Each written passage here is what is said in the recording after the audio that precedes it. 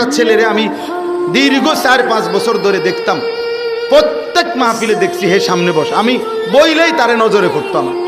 পরে একদিন আমি তারে ডাকছি, ডাইকে আমি বললাম তুমি কি করো? কয় হুজুর আমি ঘাস, মানে প্রতিদিন ঘাস কাটি, আর ঘাস কাইটা বিক্রি করি, যা পাই তা দিয়ে সংসার চালাই।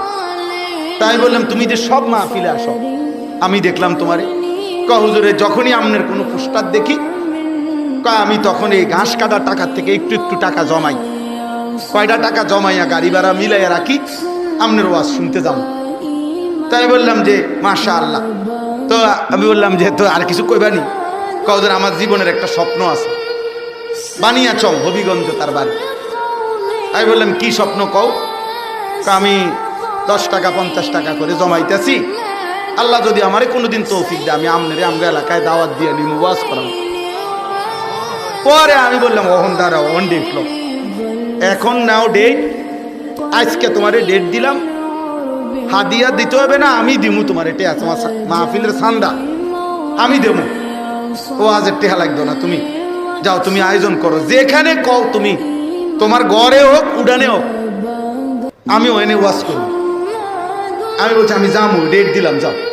আশ্চর্য, বানিয়াচং আমি গত বছর এই ছেলেটা তার দাওয়াতে আমি গেছি মাহফিলে, গিয়া দেখলাম বানিয়াচং বাংলাদেশের সবচেয়ে বড় গ্রাম, এটা জানেন?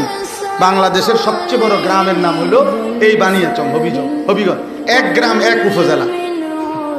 হ্যাঁ হ্যাঁ, এটা গ্রাম একটাই, একটা উপজেলা, বুঝছেন নি হুজুর?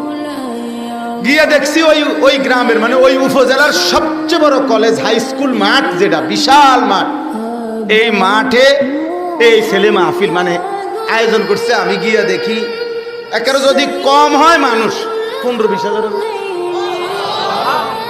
স্টেজে যদি একেবারে না হয় হুজুর 300-400 হুজুর হইব। হুজুর খেলাফত মজলিসের যিনি কেন্দ্রীয় আমির, এই যে দেওয়াল ঘড়ি মার্কার যে খেলাফত মজলিস, উনি বসা পাশে, ওনার বাড়িতে বানিয়েছে বড় বড় হুজুর সব। তাই বললাম কি রে কারবারটা কি, তাহলে কার মাহফিল? হুজুরের কইছি তো আমার আইয়া এলাকা, আমার আর ধরতেও দিছে না, সব আলেম ওলামা পাবলিক মিল্লা এই মাহফিলে এত বড় বানাই ফেলছে।